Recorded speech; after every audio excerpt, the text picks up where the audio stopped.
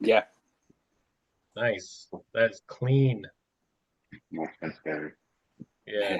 And when Cruz talks, you don't hear the echo on Pete anymore. Nice. Yeah. Unless I yell. Stop yelling. All right. You ready to roll? Yeah, we're rolling. All right. Oh, we're rolling already. All right, cool. That's what I was saying. Should we record right now? And you were like, yeah, sure. Yeah, it's the best parts are the candid parts, if you ask me. Everybody listening to this right now is loving it. By the way, I set this recording or set the meeting time for 2 hours. We don't have to go that long. It's just so we don't feel like we're rushed before that 1 hour ends. Yeah, that's no problem. I'm sorry we were late at the meeting. Someone's a big star in the world of Zoom right now.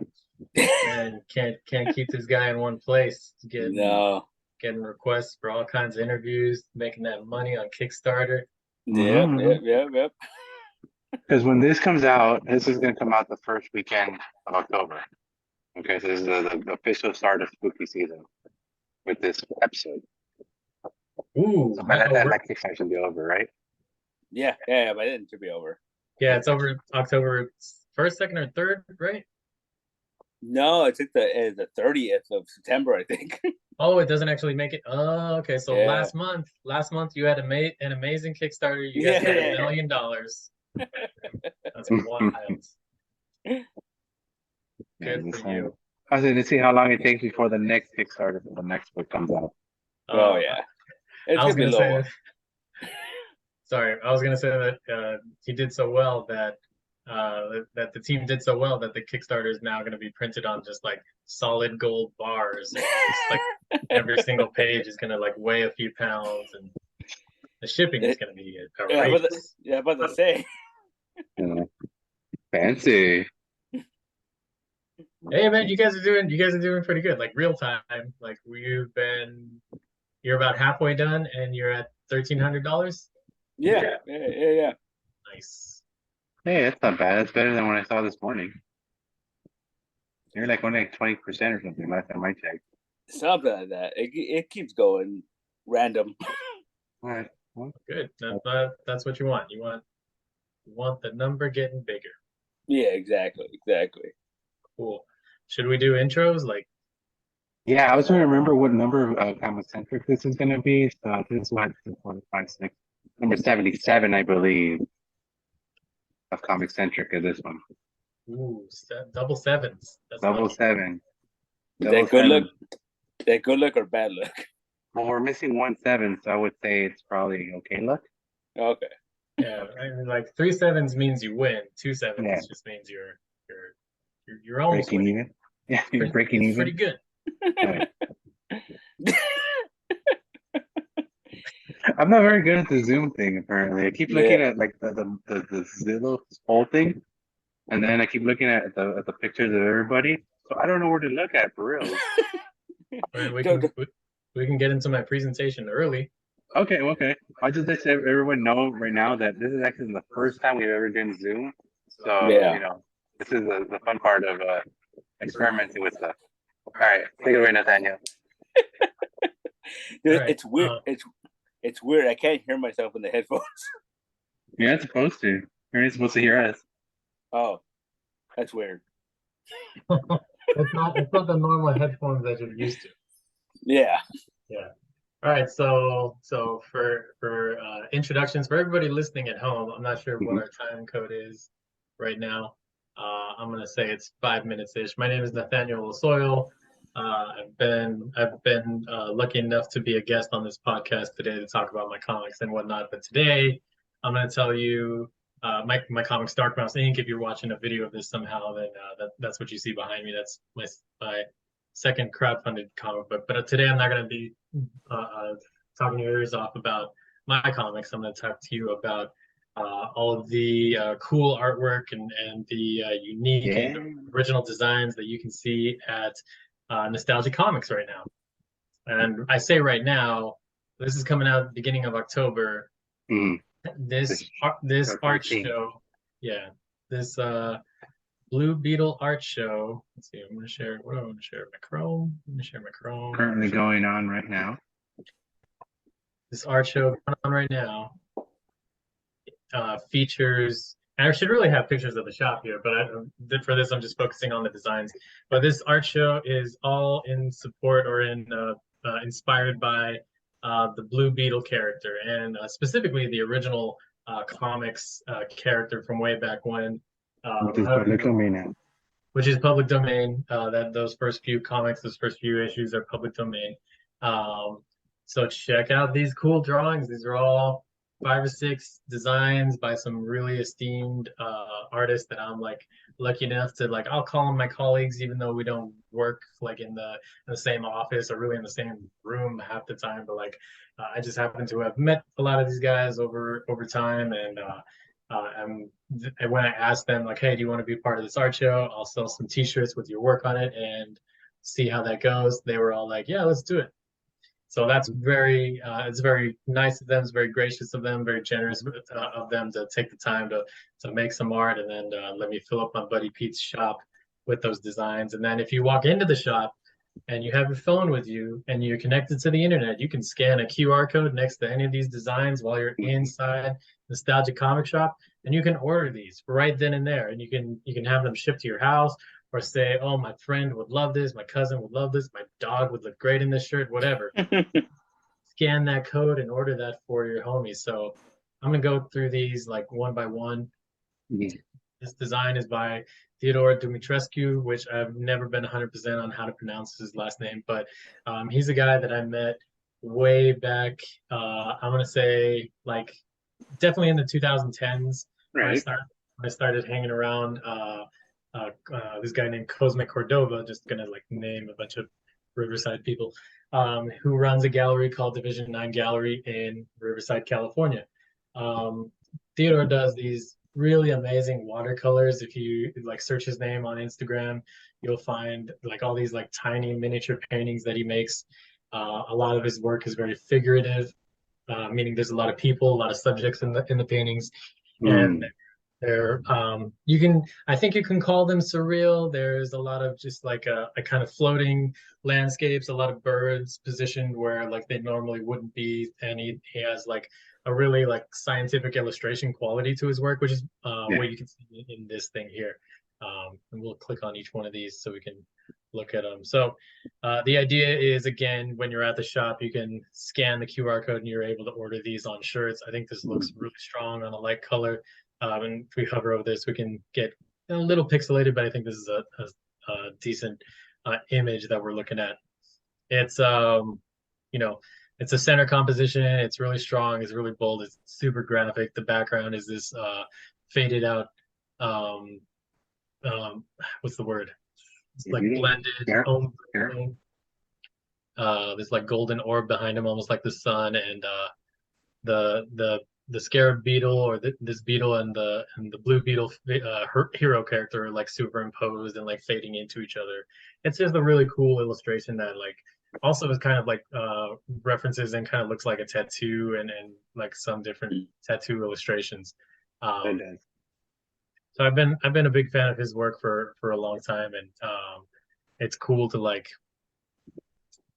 it's cool to see his paintings pop up like in different places. Like he's I believe he's represented at a gallery in Chicago, and he's like he still lives in Riverside, and he's like you can find his work popping up in like different local shows all the time.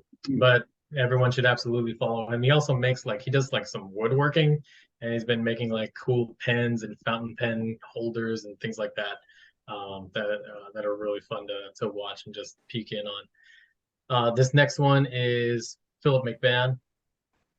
Philip McVan is an artist based out of Arizona. And this is, did I type? Oh, and this is like the command. Whenever like the little HTML commands pop up, that always confuses me a little bit because every website is a little different. But this is Blue Beetle by Philip McVan. His approach is way more abstract. It is, let's see, let's switch over. Here we go. It's way more abstract. It is got like a lot of graphic printing, almost kind of like Egyptian hieroglyphs going up and down the sides, these icons of the little beetles. He throws in a lot of pink and kind of psychedelic colors that really like shouldn't be in there. And also like he gets it doesn't read right away, but he gets really grotesque with a lot of his drawings, with a lot of his illustration. Like if you get up close and personal with this, there's like what look like intestines popping out of this character. This arm is weird and super veiny and kind of like turning into an Akira thing over here. This further down the arm, you're starting to get those like tree fungus growing on it. And then the face, of course, is like all zombied out. So it's a weird, grotesque, slimy interpretation of the character with like one bat wing here for good measure. Well, you think about it this way: what do beetles eat? They eat that. So technically, the beetle would be eating on him, right? I mean, I wonder if he thought about that. Yeah, maybe. They use carrots and stuff like that to clean the bones nowadays. That's what they use to clean bones. Beetles. I don't know, random. Yeah. I can hear you. Okay. I think that might have crossed his mind. But if you go to his Instagram page, you're gonna find a ton of illustrations and just really interesting designs that you can kind of get lost in for a while. Okay, weirdo, isn't he? Yeah, but I mean, so am I, and which is I think I love weirdos. Yeah, kind of why I get along with a lot of these guys. But yeah, no, like just go to his Instagram page and just try not to be impressed with just like the amount, just like the amount of work that he puts into everything. Like there's a lot of the pen touching the paper, and it looks very time consuming, but it's also very stream of consciousness. So although it looks like a very heavy image, like this is a big, at least to me, like visually speaking, this is a big heavy block here, but it still looks like there's like so much organic stuff going on here that it doesn't feel. It also feels a little lighter than that. Not to contradict myself too much. Next one is this gentleman named Robert Kurthy or Bob Kurthy. This is totally the opposite of the last one because it doesn't feel light. This one feels heavy. Yeah, this one for sure is pretty heavy. This is a design that he was working on for a hot second, and like he even messaged me about it. I forget like if he emailed me or if he DM'd me or what, but Bob was drawing this and he let me know. I think we met up at an Ink and Drink because all these guys come from Ink and Drink Long Beach, or a lot of these guys come from Ink and Drink Long Beach. I didn't give some background on Phil. I'll do that in a second. But Bob is a guy who lives down near Long Beach. I forget the actual city. I know he's told me 100 times, but like a lot of times when we're hanging out, we're both drinking. But he's a super nice guy, and he was telling me like, oh, I kind of want to do like this psychedelic Blue Beetle thing. I want like the reflective light that sometimes you see on the beetles like during the day. I want that to come across. And then like a week or two went by, and then he sent me this. He's like, hey, I went a different direction. And I was like, really? Because this kind of looks like it looks like the reflective light. Like this is all very static, and like you can tell it's one of those mirror images. Like while he was drawing on the left or the right, the computer is doing the exact same thing on the other side. So it's one of those, but it's and even though like you can see the clear separations between the colors, I think like just like moving your head a little bit, it gives you that impression of the colors kind of blending in together a little bit, and also just the cool graphic motif of syncing up the face and the mask with the beetle shape was I think like a strong, solid choice design wise. Solid. That's definitely. Yeah, and so Bob is part of this group called the Ink and Drink Long Beach, and Philip is as well, and really the other two guys that are part of this art show are also part of that group. Ink and Drink Long Beach is something started by a gentleman named June the Goon on Instagram and Erwin Papa also on Instagram, and they are I met Erwin like at a meetup that I used to go to at Meltdown Comics, RIP, where we would meet up once a month and everybody would draw a page that would end up in a zine, and you'd come back the next month and you'd do another page and you'd chip in a couple of bucks and that goes to printing, and you'd leave your art and then you'd pick it up again, or you'd pick it up the next month after it had been scanned and made into a book. So everybody was basically contributing to a book. The guy who coordinated it would go and print it during that next 30 days, and then on the next month we all met up, you got your art back and a completed book, and then you could make a new page that night for the next book. Wow. So anyway, so that's where I met Erwin. And June, I think I met June at Long Beach Comic Con or a different con. I can't 100% remember, but like we had they had both decided to create something of their own. So they started like talking to like different local, basically local watering holes, different bars, and they started doing Ink and Drink Long Beach, which is an ink and drink. It's a drink and draw. So they put up an open invitation to anyone who wants to go to this bar once a month. You can show up. We'll have paper. We'll have art supplies. You should bring your own, just in case. And you can hang out and drink and draw the whole time. It's basically they put butcher paper over all the tables at night, and everyone who sits anywhere in the bar can draw. And at the end of the night, they clean up all the paper. And they've been doing that for a couple of years. The pandemic put a pause on that for a while, but also because it put a pause on that, they started doing something similar online, which is like, and actually tonight, like every Wednesday, it's not even a monthly thing, but every Wednesday they log on to Discord, to the Ink and Drink Long Beach Discord, which is a link in the Ink and Drink Instagram. Open an invitation there too. Like every Wednesday night, 8 p.m. Pacific, people can log in and draw with the crew. So like we'll be talking and drawing on Discord with Philip or Bob and Mike, who I'm going to talk about in a second, and Raphael. Let me see, where was I? You can draw. Anyways, yeah. Friends. So then we that's move what. on to Mike. Say again. lots of walks of life. Yeah. Yeah. So Bob comes from the Ink and Drink Long Beach group, or like he joined us, or I don't know the order of things. I didn't start joining those meetups. I went to one pre-pandemic, and that's just because like it's in Long Beach, it's far from my house, and I just happened to be working that in Long Beach that day, so I made sure to stop by. But now I go there like probably like I go to the actual in-person meetup that still happens once a month. I go to that maybe 4 or 5 times a year, and but online I probably meet up with them three times a month at least. I'll miss life happens and I miss stuff, and like you're not always gonna have a Wednesday free, but whenever I can I log in and draw with those guys. Wasn't it for a while at Taco Bell? That's a different Long Beach centric meetup that's called the Taco Bell Drawing Club. So, but it's a very similar idea. Just show up at this Taco Bell with this guy, and I don't even know the name because I've never been to that one, but I follow them on Instagram. But like he did the same thing. Instead of doing it at a bar, he was just like, hey, like just I assume, or like from my understanding is that like him and a bunch of buddies just like started showing up at like this specific Taco Bell once a month on very specific dates, and they just draw. They just bring their sketchbooks and their supplies, and they all just draw in the courtyard or inside or whatever. And they just recently had their first art show.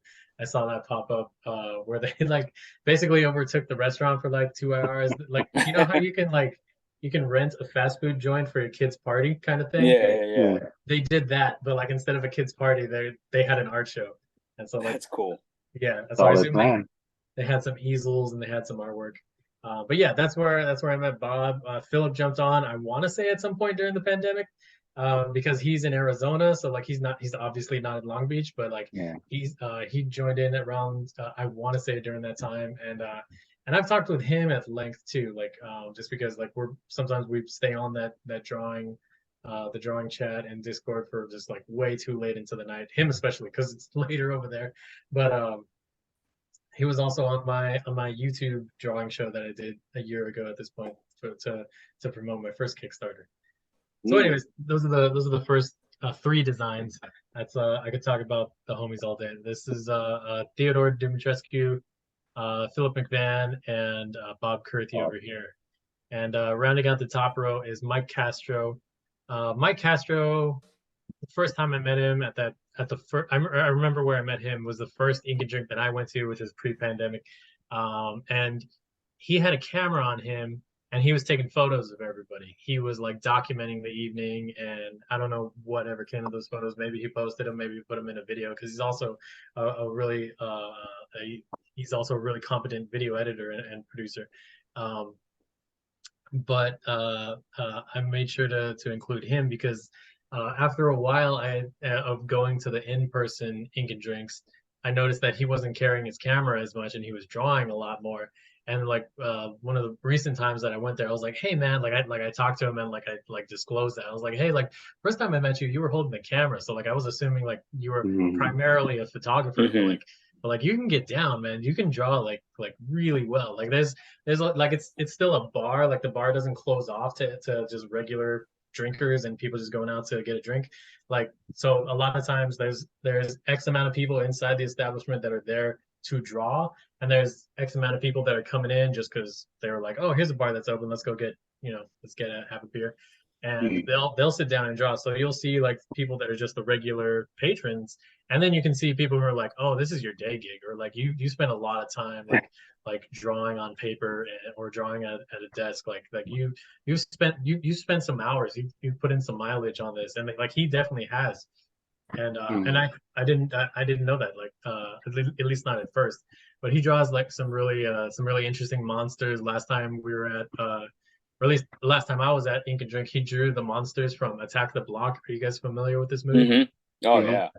Yeah, love that movie. And it was wait, like, wait, it's just blue and black. Right. Yeah. But like it's just teeth. It's pretty much just teeth, but like you also have to get one of the things that people don't realize like about silhouettes is that like if that shape is off even a little bit, it looks weird. And like he knows how to draw those weird furry aliens pretty well. I think I've drawn them like maybe once in my life. I've definitely drawn the teeth. But I did them in watercolor. Oh really? Yeah. Oh, I want to see that. It's somewhere there.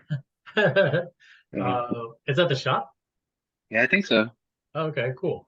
Yeah, so for anyone, also some context for this call, like I feel like we just like logged on, had some technical issues, and then I just started talking about drawing. So like for anyone who's listening and or watching, we're leading up to something. Trust us. Yeah. Right? We are? Yeah, the next show.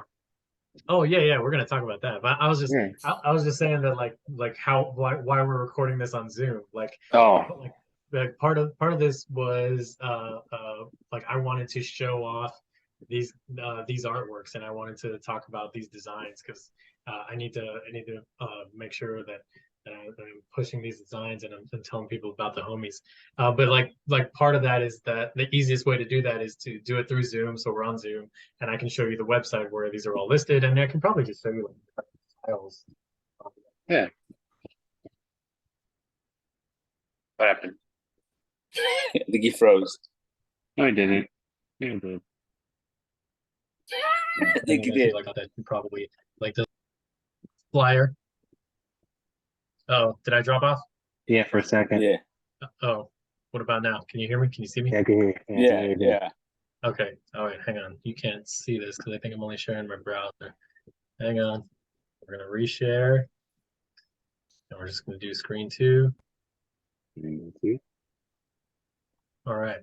So here's the original flyer for the art.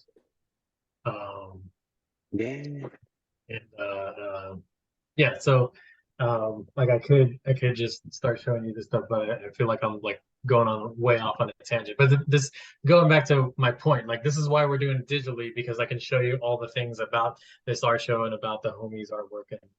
And anyways, back to Mike. Mike drew an uncannily similar composition to what Theodore turned in. Like I think I got Theodore's first, but I didn't show anybody.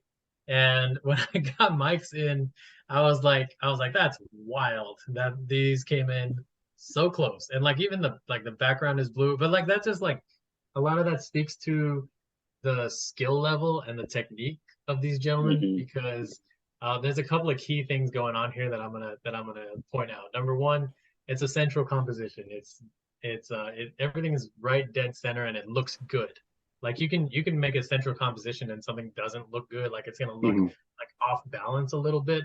But these guys went central and for the most part symmetrical. Mike's is a little asymmetrical, the figure, the human figure. Theodore's is 100% symmetrical except for his signature here. Similar thing going on with Bob's. But anyways, these two, the background also is something to note. Mike's background is obviously darker than Theodore's, but they both have the kind of circular orb yellow thing going on behind the character. And that's just good color theory because yellow and orange is the opposite of purple and blue. Like you need those things to contrast each other to have one stand out and come towards you a little bit. One of those things to function well as a background.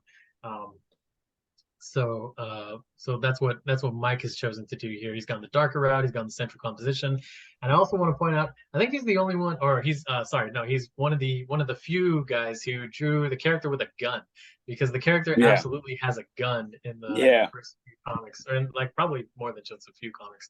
But one of the other interesting things about Mike's design is that he originally turned it in like with I think the size limitation on these is like 4200 pixels by 4200, and he originally turned it in with the wings cropped. So like right about here and right about here, it was just like they were just kind of going out of the image, and like that's what he had sent me. And I was like, oh man, this looks great. Oh, and he even has the little beetle on the belt and on the forehead. If you come into the shop, you can see it a lot better. Get people in the shop, get people walking in the door. But I wanted to point out, oh man, see, I lost my train of thought. I'm going all over the place. I went into the folder on my computer, and we were talking about a gun. The mic and the symmetrical, no, he's not, and the contrast. Oh, chopped off the wings. So he chopped off the wings, and he sent me the drawing, and I was like, dude, this looks great. And I was like, is there any way? I don't remember what my email exactly said, but I tried to send the message of like, hey, if you can send me the image. Like it looked like there was more to the image, and he just cropped it to fit the square like specs that I sent him. So like I was like, oh, like send me the full thing. And because I thought that it was full, but he just wanted the character taller, so he just cropped it and then sent me that. But come to find out that like later on he was like, hey, so I drew the rest of the wings, and I was like, oh crap, I didn't mean to make you draw anything else. But like it just looked like it looked like they were there, and you had cut them off for some reason. But like he went back and he drew them, and it looks great. And I'm so glad he did, and I was okay with it. And then just to point out like the difference in contrast of the beetles itself, like down from the wings to the arms, it's a different beetle altogether. Right. Yeah. Excellent point. Yeah. I believe Mike has drawn a rhino beetle. Yeah. I'm not 100%. Because of the horn in the front, right? Right. Exactly. And or some variation of a rhino beetle or something close to that, because you're right, because of the horn in the front. And Theodore's done something closer to a scarab. Both cool, beautiful creatures that work really well in these compositions. So I'm not hating. I'm just pointing out. Oh no, yeah, I didn't think you were hating. I'm just talking about the buddy's artwork. All right. Last but not least, this Blue Beetle by Rafael Flores. This is a digital. I'm gonna call this one a digital painting, even though like a few of the others could qualify as digital paintings. This one looks the most. They're all digital paintings, but this one looks the most painterly. If I can get a little art criticky here. It looks painterly. You can see like digital brush strokes and things like that, and everything else that was turned in was a little more polished. I think Phillips was like probably more like comics illustration, but this one is like digital painting, but like you can see like the layers that go into it. You can even see like over here on his on the left side of the figure, like on this shoulder, you can see this little green line. That's not because he went in there and drew a green line, because you don't see that anywhere. That's from blue and yellow mixing over here. Like the blue is going over the yellow, so that's becoming a green line, and kind of works really well too, because it's making him like pop out against the green. He's got a gun here too. He's got the little beetle on the forehead. This is much more cartoony, much more like almost like an animated style. Like if we wanted to see a Blue Beetle video game, or a Blue Beetle, almost kind of like not quite Bruce Timm, but kind of leaning towards that kind of design. You know what it would be like that Don Bluth Space Ace or Dragon Slayer? With the Space Ace? Did you freeze again? Hey, there you are. Yeah. Am I back, or are you back? You're back. Okay, I left. Yeah. I was just commenting on how it looks like Dragon Slayer. Oh, okay. I don't know if you heard that. I heard it. I don't think you guys heard me. So I'm not familiar with that. Are you saying Dragon Slayer or Dragon's Lair? Lair. Okay. Yeah, is that a video game? Yeah, it's like one of the first animated video games ever made. Oh, it's that one. It looks like 2D animation. Mm-hmm. Or it is 2D animation, but they put it in a bit. Yes, I have seen like, short clips of this. Yeah, so it could be like a character from that. That's what I'm saying. It has that feel. Yeah. And the background is like, it's not clearly fire, but it totally reads like fire. Explosion. Exactly. Big chested dude. Looks powerful. Is holding a gun. It's a fun design. And then it's all like cropped into this like almost Spider-Man looking beetle. Except we know that this is Blue Beetle, so we assume that this is a beetle. But it's again, solid, cool graphic that I think works really well. Yeah. And then this one snuck in here. And then let's talk about that one. On this one, I'm not sure. That one's hands down my favorite. No, it's not. You don't have to say that. Yes, it is. And the fact is, here's the thing: when it first saw it, I didn't even know it was yours. Okay, and that's the only one that was like, that's funny. And I kept on staring at it, and I'm like, wait a minute, this is Nathaniel. And then Peter's like, yep. I'm like, good. I want to see this comic. I want to see this comic too. That's exactly right. He froze again. That's so funny. So it looks like what comic? No, we want to see the comic version of this. Oh, gotcha. Yeah, this is I went pretty heavy on the comic illustration style for this, so it looks like a comic. It's basically like all this is really is the Spirit, but as a bug. It's just if Spirit was a bug and he still wore the suit, like the mask doesn't fit him, so I didn't draw the mask.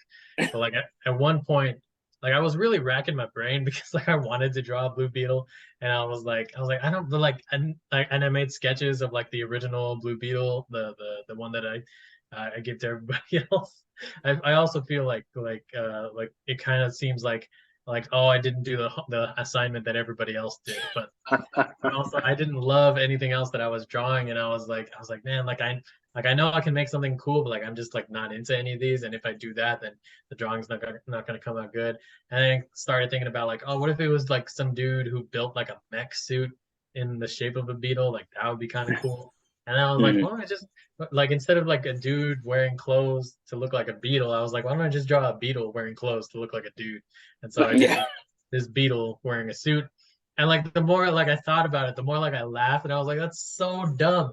Like, why is this bug trying to look like a dude? Like you look like a monster. You're a monster, man. Take the suit and tie off. You don't need that. And so like I imagine this character in like an action movie or a comic, and like he's very sophisticated, and like this is basically like my beast. Like he's super smart. He's very articulate and well mannered.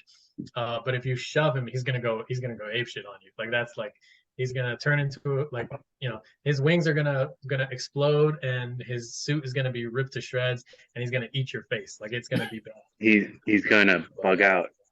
Hey, nice. Yeah. So that was the direction I went with this. This is very like this is like the cool comics version of, and I don't mean like cool, like I mean like this is like a comics version of Have you guys seen Mimic, that old Yeah. Guillermo del Toro movie? Yeah. Where the roaches mutate and they grow like the size of men and they start imitating men just like in coats. That's what this kind of reminds me of, or made me think about when I was drawing it. So that's the art show. There are 6 cool pieces of artwork that everybody that's listening to this should go check out. If you were listening to this, you missed some really cool stuff. This doesn't mean this is the end of the recording. This is just like I've gone through the visuals already. But you did not get a chance to see this. If this comes out as a video later, I hope you all get a chance to see it. And if you can't watch that video, I hope you go to the shop and you check out this artwork and you support the artist and you buy some shirts. And let me stop sharing my screen now. No, I mean, we tell everybody that comes in about the QR code, and they think it's a good idea, but it's just kind of like they're scared of it. You know? I think there's something to that. I was telling Pete the other day that like you go into a store, a physical storefront location, and you are familiar with that experience and you're familiar with different things in that experience, different actions and behaviors that you performed before in that space. And if you're going to go into a familiar space and do something new and different, you don't automatically take to that. You don't do it right away. So I think there's a little bit of coaching that needs to go with that, or I don't know what. But I'm always interested in trying different things. I always am super grateful and hopefully gracious when my buddies are down to try different things and to do something that we love doing, making cool art in a different way and present it a different way. So this is what's up at the shop right now. Currently. Thank you as always to Pete for giving a cool artist a space to show off some cool drawings. Oh, of course, man. Yeah. So I've been talking for like a half hour. Yeah, I was gonna say, well, it's been a long lead up. It's been a long lead up until the next event, which is gonna happen next weekend. By the time this comes out, audio wise. Yeah. So thanks for direct me a little more. Tell me like how we're gonna present this. Okay, let's direct this a little more. But basically, next weekend, next Friday the 13th, right? Yep. You're gonna be having the machetes and what is it? Hatchets and masks. I already fucked up the name. That's okay. I kind of want to hear what you think the name is, because it's not bad. Hatchets and machetes and masks. Machetes, that's not bad either. Yeah, I was just saying. Oh my. Nice. Yeah. No, but a hatchet and a machete is the same thing, though. Right. Problem with that one. Yeah. But anyway, yeah, it's Friday the 13th, so we're celebrating the biggest Friday the 13th character there is, which is Voorhees, right? Right. Yeah. So today you said this is dropping the October 1st or October 3rd? 3rd. So October 3rd. So in 10 days time, if you're listening to this when this drops, there's going to be another art show at Nostalgia Comic Shop called Big Knives and Hockey Masks. And it's all about I'm calling it a horror themed art show. We're calling it a horror themed art show, which means that there's going to be a bunch of horror designs, a bunch of monster designs. Probably it's probably safe to assume. So it's not limited to just Friday the 13th or Jason. Absolutely not limited to only Jason. It is 100% going to be anything Halloween themed or spooky themed. So okay. I'll share my screen one more time just to show off that flyer. Hockey masks. Big knives and hockey masks. And you're right, that is a machete in the image. So that's a good call. But yeah, this is the next art show. I have some designs from the artists already. There's going to be more artists to be announced. If this is we're recording this on 9/13, so in between now and when this goes up is like almost 3 weeks. So there'll probably be a different flyer by that point. But yeah, maybe even if I'm supposed to be talking about this from the beginning, I'm sorry. But maybe you can like snip some of this and throw it at the beginning. But yeah, absolutely. On October 13th, that is an actual Friday the 13th in the month of October, the scariest month of all. the cool and one of the coolest and funnest months, depending on the people you're talking to, and celebrate Spooky everything. season. Yeah, spooky season. Celebrate everything horror, everything Jason Voorhees, everything Camp Crystal Lake on October 13th, Friday the 13th at Nostalgia Comic Shop from 4 p.m. to 7 p.m. Come check out a bunch of cool artwork and a bunch of new cool artwork that you can order on shirts. Yeah, come through and hang out. And Cruz said he's gonna dress up in a cool, fun costume. Pete said that he's gonna match. I'm pretty sure. Pretty sure I heard that too somewhere. Yeah, sounds about right. They're both gonna be vampires. That's what they told me. I'm already bloodsuckers, so it works. Nice. But yeah, that's, I'm sorry, I didn't realize we were gonna like drop that in the beginning, and then I absolutely wanted to like talk about my friend's stuff, but like yeah, if we want to promote that at the head start, I'm sorry. No. Well, that's what I kind of thought we were going to go with it, but then I like the fact that you promoted the previous show, or the current show, I should say, because seriously, there is a lot of great art right here, and a lot of people did not get privy to that and weren't able to see that firsthand. And I like that you have it available on your website. If they don't have to, after I guess the show is over here, they still can get it, right? Technically, like the agreements say something to the effect of if the artist wants to take it down, like when the art show comes down from the physical space, we'll pull it down from the website as well. Unless the artist wants to keep it up, then we talk about that at that point. But yeah, there's an option to do that. Okay. Yeah, and like for this to work with a QR code anyways, it needs to live somewhere on the internet. Yeah, true. Yeah, so that's just where it's at. Like it's kind of like what I do with my day job, which is like I sell real estate classes, and there are authors that write and record those classes, and every time those sell, they get some kind of residual or revenue share. And so that's more or less what I'm doing here. Like, hey, like I have my online shirt store. If you guys want to make some designs and sell it through there, every time it sells, you get X amount, and you can sell artwork without having to carry your painting over here, hang it up, worry about coming to pick it back up. Like you gotta spend your gas money, like that kind of thing. Like, all that good Especially stuff. like your guy that lives on Arizona or in another state. Exactly. Mm-hmm. Exactly. And it opens opportunities he wouldn't have over there, obviously. Right. It's a good idea. It's a good idea. I like the idea. Like I said, it's just people need to get on board with it. Hey, thanks, man. I mean, like it's still very early. This is like the Blue Beetle show is the first one we're doing. The Big Knives and Hockey Masks will be the second one. So, it takes people a while to get used to something. Like we said, this is something that shopping, like I'm not familiar with doing this in any store. If I'm going to a store, I 100% do not enjoy digital experiences, which is weird that I've like jumped into this.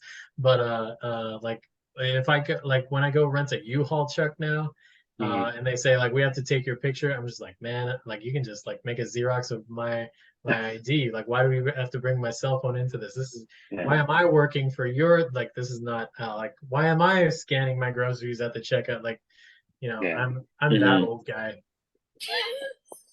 That's the future. Apparently, we need to do some things for ourselves and do this stuff. Computers. Yeah, I mean, it's not. That's not the. It's now. It's not the future. We're not. Yeah. It's here today. Robots, man. Robots. Yeah. They're just taking over everything at this point. There's no point of having anything else to do with anything. In the future, we're just gonna, all be. What if we're already robots and we're just bitching about being alive? Oh, then it's just Terminator Salvation, the greatest Terminator ever. Salvation, not even Genesis? No, I'm just kidding. I've never seen like I thought you were being sarcastic again. That's why I went with Genesis.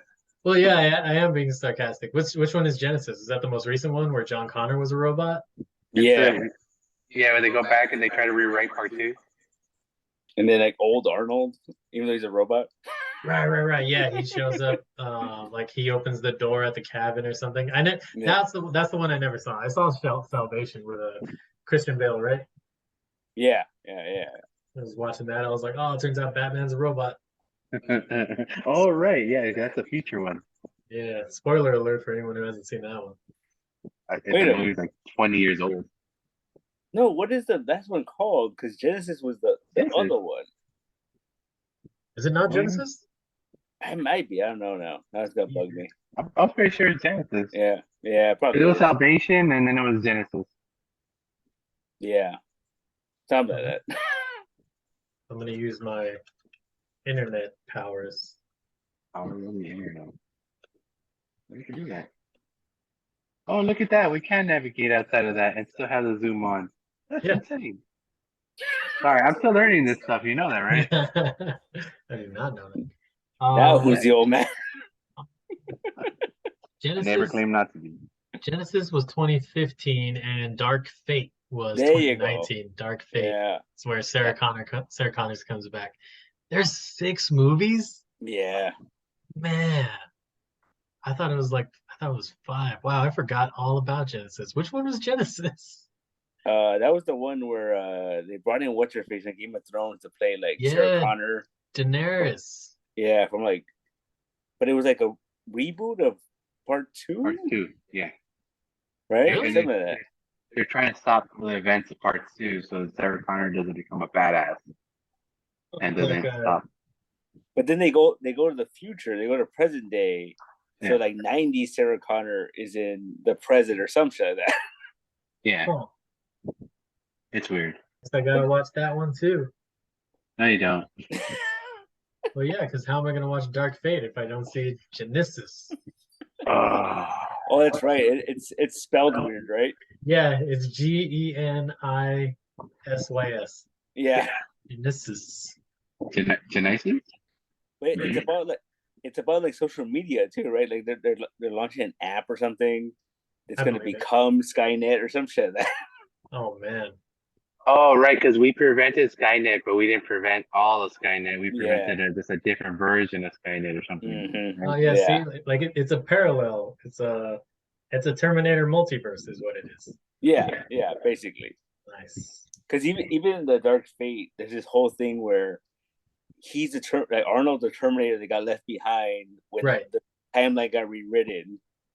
But then that doesn't make sense. Like he shouldn't exist anymore.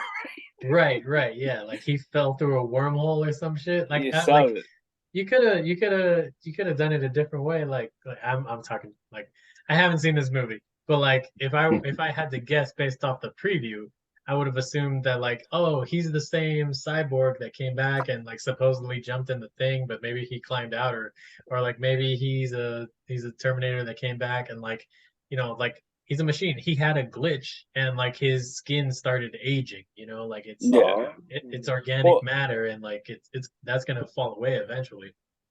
Yeah, that's how they explain it. It's organic matter. That's why he got older. Right. But then it's weird because then like he ends up like meeting this woman and like he kind of gets married. It's really weird, man. He develops feelings.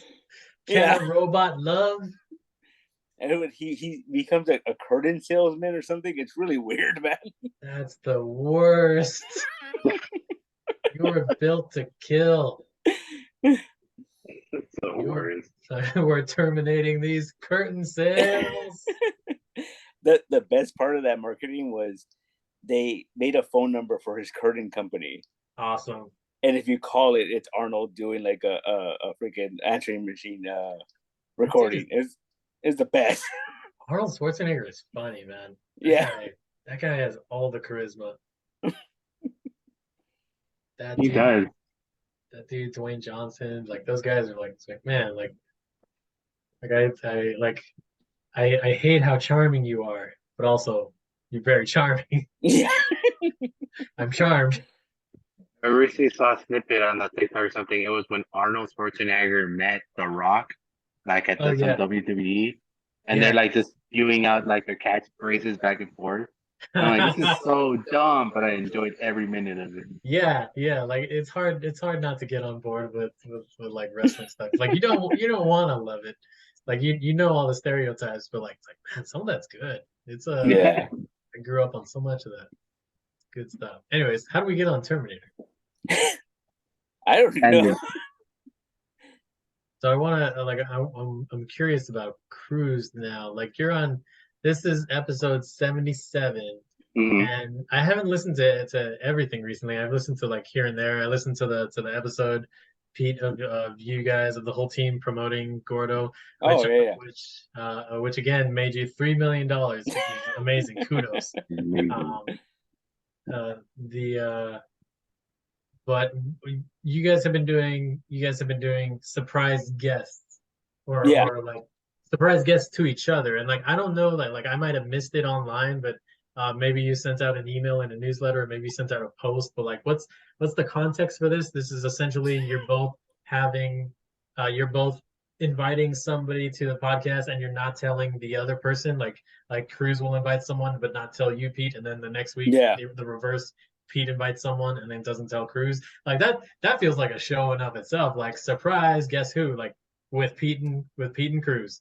Yeah, and it's pretty much like someone has not been on the podcast before, right? So we kind of like have to or forced to reach out of our normal comfort zone. I think that's great.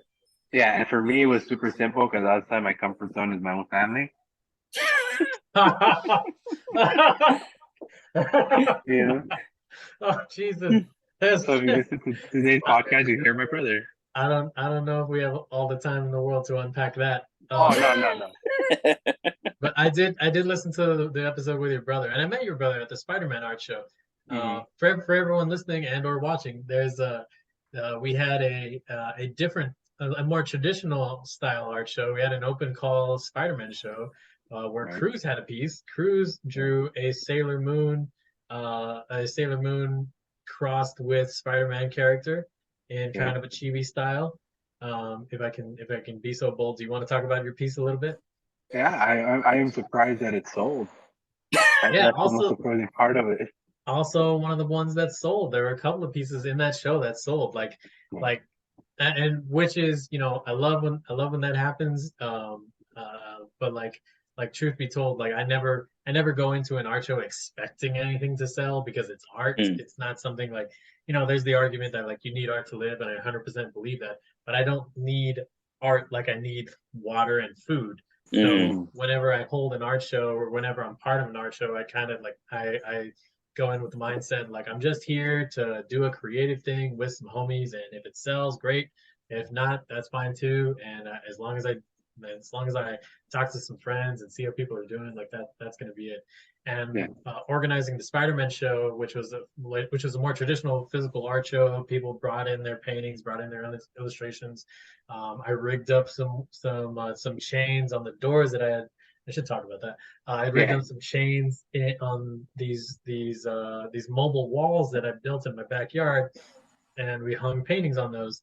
And the Spider-Man artwork, and I think there's still one Spider-Man piece still hanging out at the shop. But just like that one hasn't been picked up, and I haven't seen that dude at the Ink and Drink. He's also an Ink and Drink person that I met there. But anyways, I try not to go into an art show expecting anything to sell, and something like 3 pieces sold out of that Spider-Man show, which was great, which is like fantastic. Like one of those artists is Rachel Ann de Ruyter, I'm gonna say is how I'm gonna pronounce that name, and I won't say it again, just in case I get that wrong.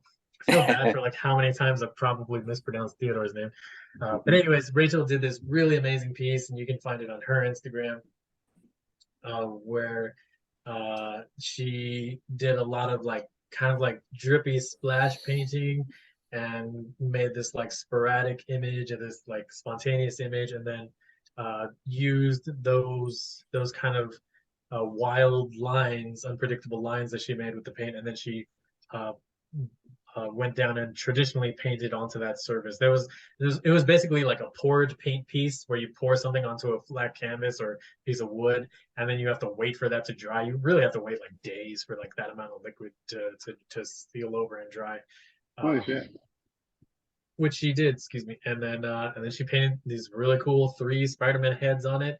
Your traditional red Spidey, and your the black and red Miles Spidey, and then Spider-Man 2099. And I think that thing came out so sharp. That was dude. It sounds the way you're describing it. That's like way complicated. Yes, but yes, it is. But like you said, it came out really well, and then the colors lent itself to that piece so Wow. Yeah, yeah. I think the colors were very deliberate what she was doing. Like she knows what she was doing with like those splashes. Like it's a black background. There's blue and there's white and then there's red, which are all Spider-Man colors. So that was very deliberate. The wild part is like the splashing of the paint. Like that's like in my head. I want to try and communicate an image like this dark mouse image behind me. This is a very straightforward image that I can draw in about 30 seconds with like just a pencil, and that's how I like to work. Like I love painting also, but when I'm painting, I like to go very fast. Like I painted the Spider-Man show flyer, and that's a very quick and ugly splash of red, and then like some very loose Spider-Man lines over that. And then the third one that sold was, oh man, I'm gonna forget her name. Shoot. I don't remember her last name, but I remember it was Brianna. Brianna, yes. Yeah, I don't remember her last name though. Rojas? Maybe, yeah, it sounds about right. I'm gonna look it up so I can make sure I get it right. But yeah, and then hers was the other piece that sold. So we sold a few pieces, and we had like something like 20 artists, which was like we like Pete and I both put out open calls, and then we both got like 20 responses, and then we're like, this is way too many people. Like, close the open call. Let's, you know, there's like by default, there's gonna be some people that drop off. There's gonna be some people that, you know, life happens and they're not gonna participate, and that's okay. But like, we wanted to like, we only have three little walls in there that we can use. For now.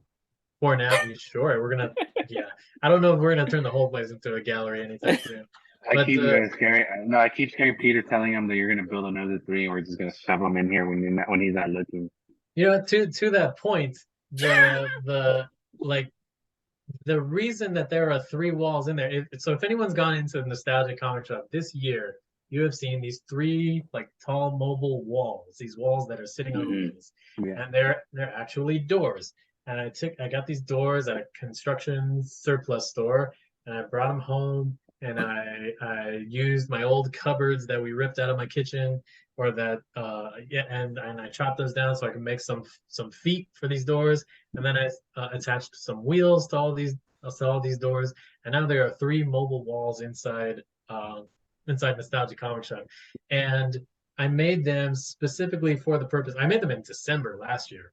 Yeah. I made them specifically for the purpose of holding an art show for my Dark Mouse drawings for Dark Mouse Inc.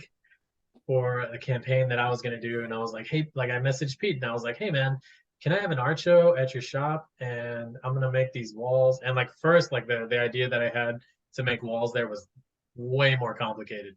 And just didn't really work. And then like when I don't remember how we worked this out, but I was like, okay, this is just going to be simpler and I can do this at home, and then I'll just take him over there with my brother's truck and like all this. So like I wanted to have an art show, and that was going to be like, we had a panel and we had a talk and we had like a kickoff night for the comic, for the campaign. And that campaign at the end of the day was successful, or the end of the 30 days. But the idea was that we're going to have an art show at Nostalgic, and that will like help market and communicate to people that there is a campaign going on that's looking for funding. And then I just left them there. And the walls were just there, and the drawings were just there. And Pete didn't say one word. And I was just like, at some point, a couple of months later, I was like, man, like I was telling my wife, I was like, man, I feel bad that I just like built this furniture and just made this dude hold on to it. Like he didn't even ask, like, hey man, can I put some action figures? Like I'm you're so generous, Pete. You're so gracious. Like, no problem, man. If it were my shop, I would have like put up like all kinds of figurines and started using that as like my own props. Like, hey man, when you want to come and get your doors, come and get them. But like, here's a bunch of my stuff that I put on them for right now. You know what? We didn't even think about that. Oh man, you're too kind. Too kind. And so like I don't know if I would have just done it. Like I probably would have talked to you like about it, but anyway. So at some point I was like, hey man, do you want to do like other art shows? Like we could like rotate stuff there. And you were like, yeah, that's cool. And I was like, cool, all right, Spider-Man, let's do that. And now we do art shows. Yeah, worked out. And now we're a gallery. Now there's a gallery inside Nostalgic Comic Shop, and her name is Brianna Rivera. Rivera, there you go. Rivera. Brianna Rivera also an acclaimed artist at Nostalgic Comic Shop. And it was cool too, because that was her first show that she ever did. That's so neat. There's a few artists that participated that they were like, this is my first time doing anything like this. Yeah. And I was like that's great, man. Like I hope you do more. Like this is like a stepping stone. Like there's those conversations, you know, that you have with people that are like they want to do more, and I'm like, yeah, man, like I love that you want that, and I love that you're hungry for that. Like I can't give that to you because I'm not an institution, and I don't have that kind of budget, and I'm not a publishing company. If you had a real estate class, then we could talk. That's like that company I work for, they have the budget for that. Yeah. Yeah, I would love to get to that point where I could like give people more opportunities. But this is like a good jumping off point for a lot of people to like build some confidence. Yeah.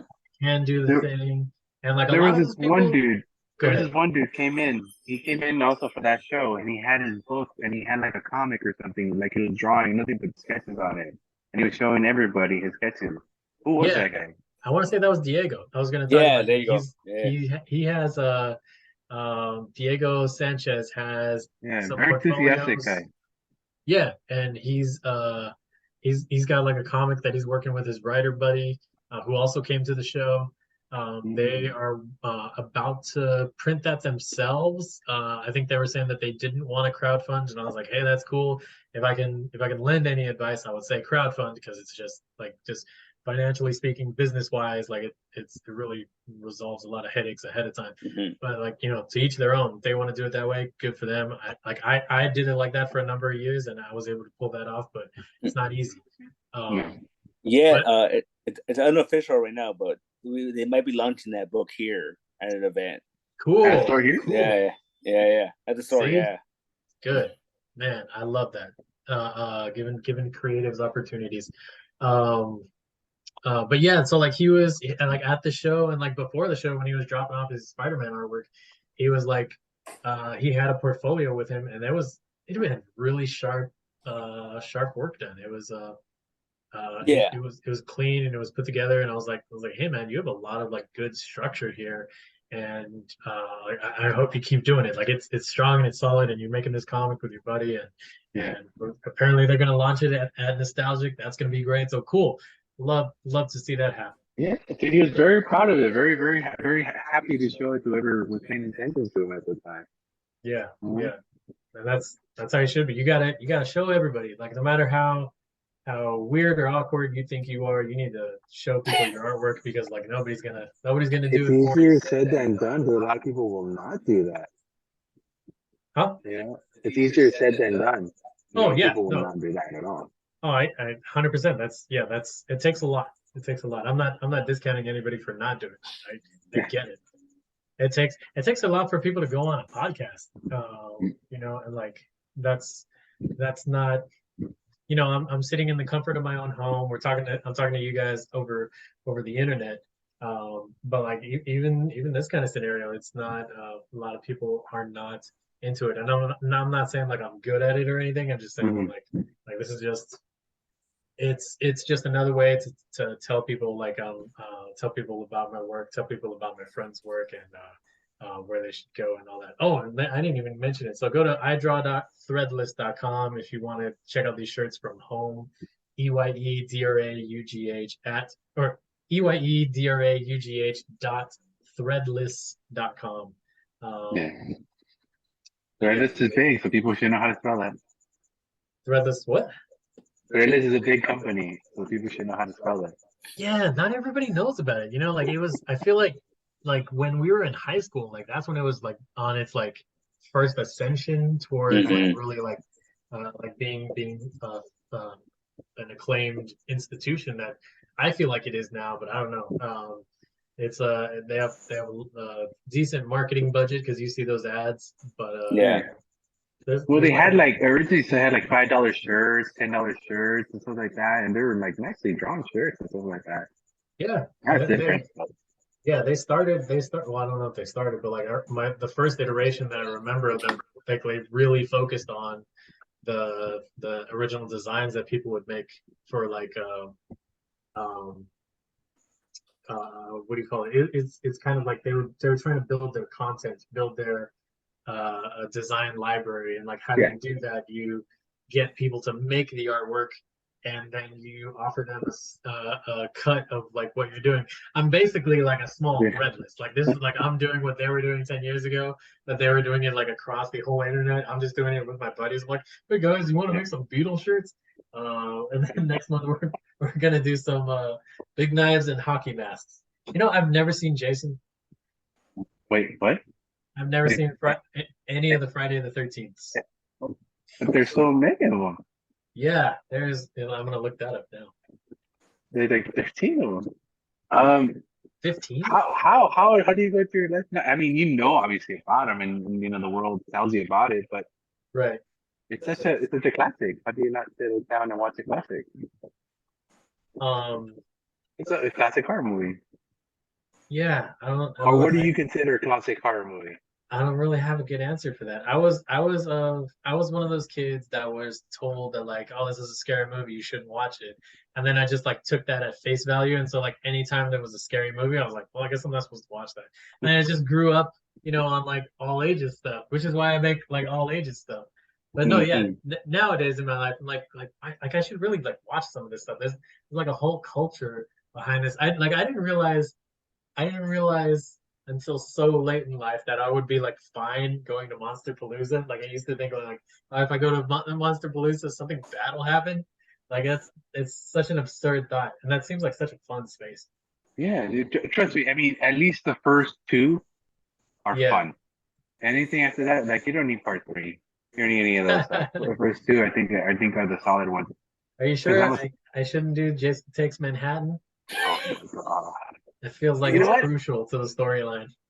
Yes, but if you're not going to watch any of the other ones, what about Jason Goes to Hell, man? No, well, yeah, I heard legitimately. I heard that Goes to Hell was good. Okay, so there's 12 movies according to Wikipedia. Wait a minute, we're forgetting about what was it called? Like, was it in space? Jason X. Jason X, yeah. Yeah. Which is Jason 10 for those keeping track at home. Or don't know numerals. Keeping score at home. Yeah. Yeah. He's never seen. He's never seen any of the fucking Jason movies. Yeah, me either. What? Yeah, you either. Nice. I've seen the original. Okay. I've seen X. I've seen X. Was Jason Go to Hell? Was that the 3D one? Jason it was the 3D one. Okay, I saw that one, but that's about it. Like I haven't seen in between. Jason Goes to Hell, the final Friday. Yeah, which it wasn't, but you know that's how it goes.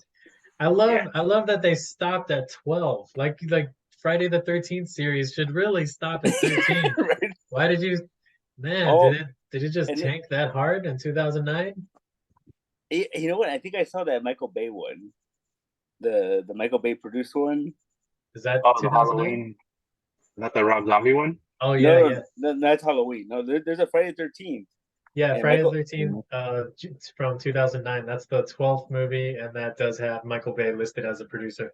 Yeah, that's the one that has the guy from Supernatural as the main character, right? I think so. Yeah, one of them. Yeah. Damien Shannon. You know what's really weird about that movie? There's a character in that movie that shows up in the first Transformers movie.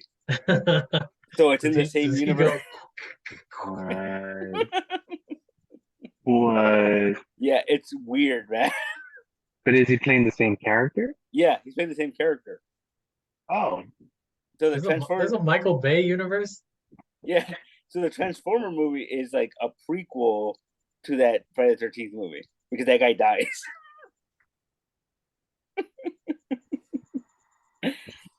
All right. I would not know this if you weren't telling me this right now. Yeah, it's weird. I don't know. I'm assuming he did that on purpose, right? Yeah, it has to. Yeah. So Nathaniel, don't watch any of them. And as a matter of fact, forget about it. Forget it's not worth your time. But you know what? There's a script that they turned into a comic that was a sequel to Freddy vs. Jason. Oh, and they added Ash from Evil Dead. Hell yes, that I will read all day. I'm gonna go on Hoopla and download that tonight. It's amazing. Like it's so cool. Like it takes all the cool elements of all those franchises and throws it together.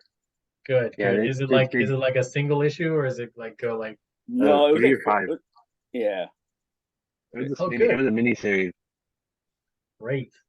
But it ties it all in, like the Kandarian book with like the tale of Jason and the dreams of Freddy, and it all ties it in weird ways. Yeah, I think you're gonna dig it actually. Okay, cool. I'm gonna check that out. It's the comic is a weird sequel to Freddy vs. Jason, so you kind of have to have seen that to kind of get what's going on a little bit. But it's pretty cool. I mean, all you have to know is Freddy and Jason are fighting. Yeah. What else you gotta know? No, he kills him. He beats Freddy. Allegedly. I mean, allegedly. I guess like you want him to kill Freddy because Freddy is more supernatural than Jason is, even though Jason just like never dies. Like there's always, I feel like with Michael Myers, there's always like some like cheap way that he gets out of the obvious ending for him. But I've never seen the Jason movies, so I can't really say. Like Halloween, I've seen Halloween, and like many of those sequels, not all of them, but I've seen a lot of them. I haven't seen any of the Rob Zombie iterations, but we grew up.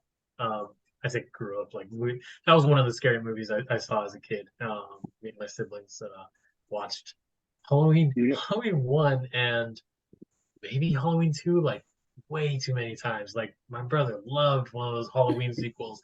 I don't remember which one it was, but it wasn't great. There was like there's a hospital scene, or like a lot of the movie takes place in a hospital, and it just gets, that's part 2. Okay, yeah. So it just gets very dark in that hospital for no explicable reason. Just as the movie goes on, all the lights in the hospital start turning off. Like, and you're just like, why is it so dark in this hallway? Like, how are the doctors gonna walk around? Also, where are the doctors? Like where is the staff? The security at this the electric bill must be great because they're not turning on any machines. Nobody goes to this hospital because they're just all gonna die because they don't plug any machines in.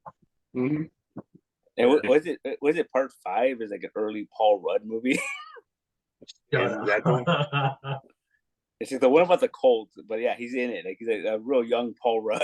Isn't that Halloween 3? Isn't like where there's like some trick or treaters and a cult or something? I've never seen it, but no, part 3 is a season away from. That's actually my favorite one because it had nothing to do with Jason Voorhees or Michael Myers.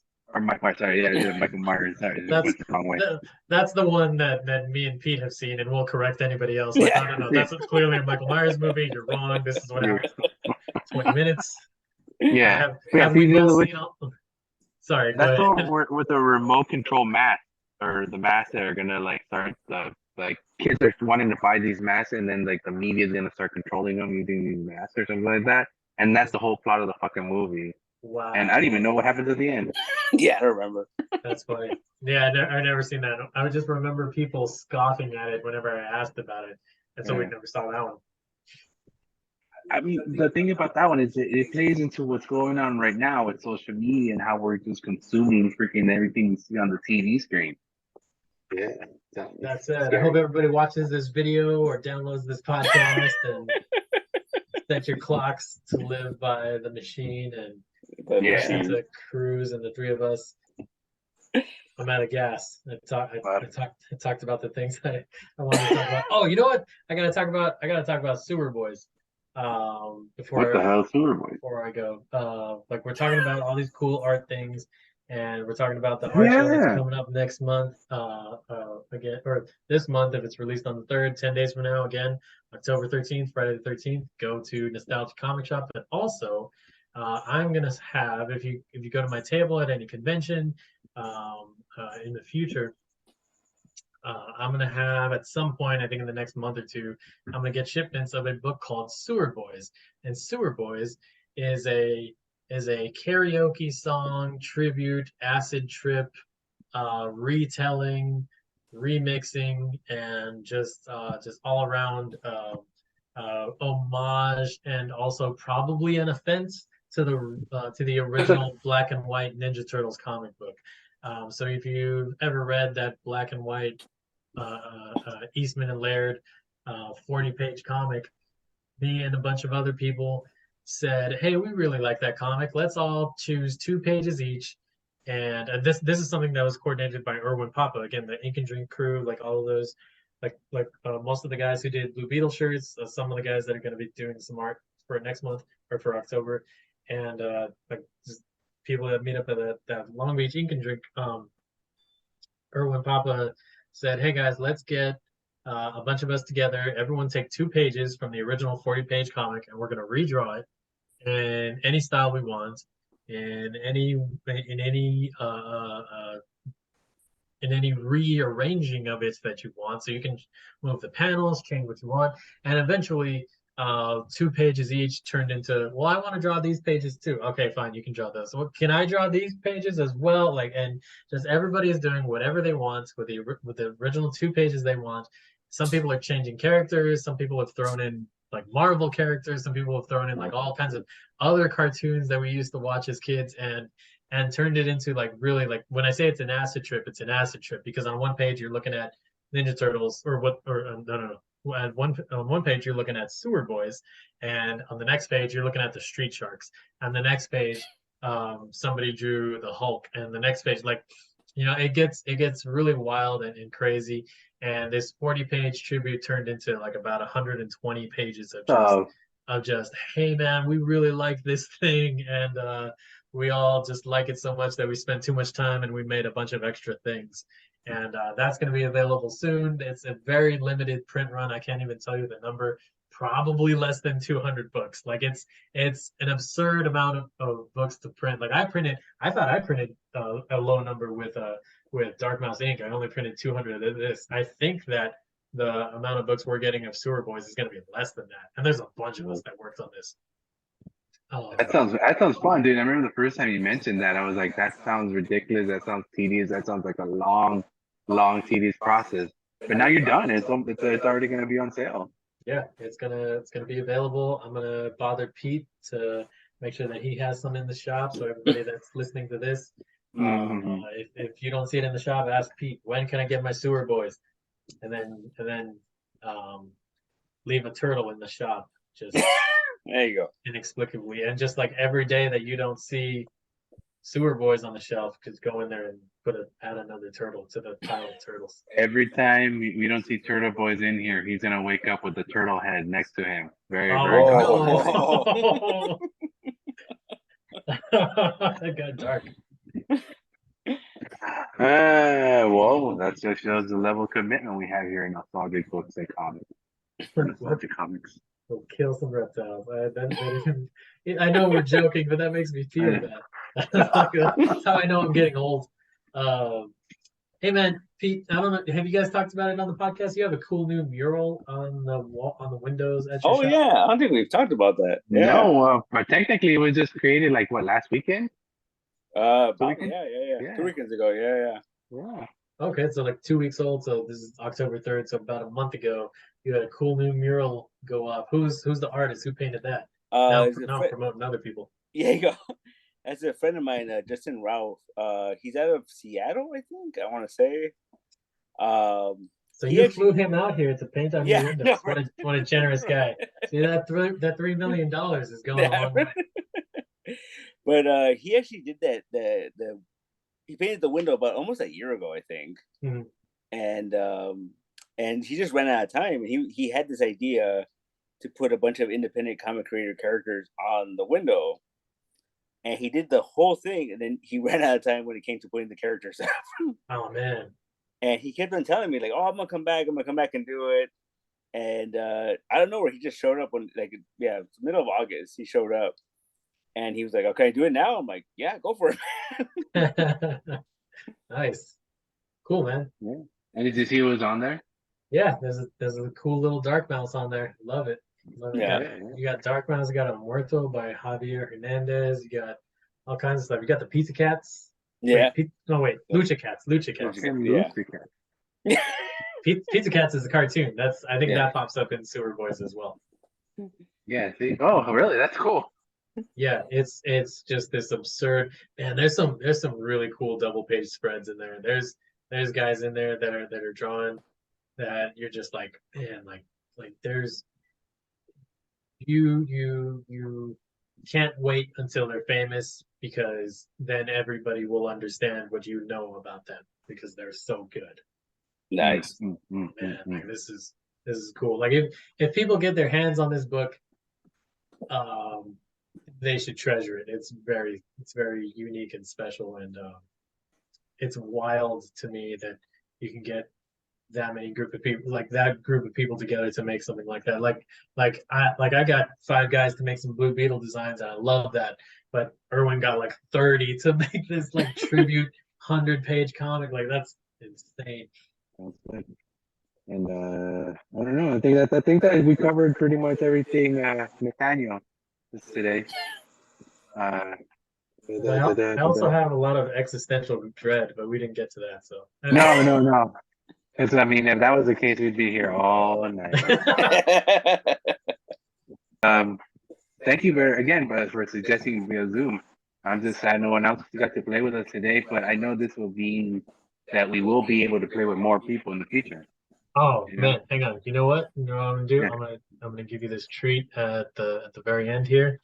We're going, because it is Wednesday night, because it is Ink and Drink Discord night. I'm going to log in and share the screen, see what the guys are drawing tonight, because I haven't logged in. I don't know what background they're drawing on. A lot of times we just like very little of this stuff gets published. Like Erwin will find a background and then we will draw on it, or Erwin will just put up a blank page and we'll split it up into grids, and then we'll like draw on that stuff.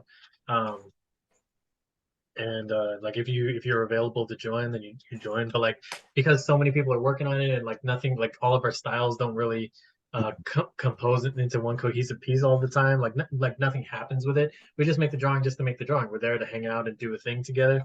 So nobody really gets to see it. Man, I'm talking and trying to do a password at the same time. At the same time.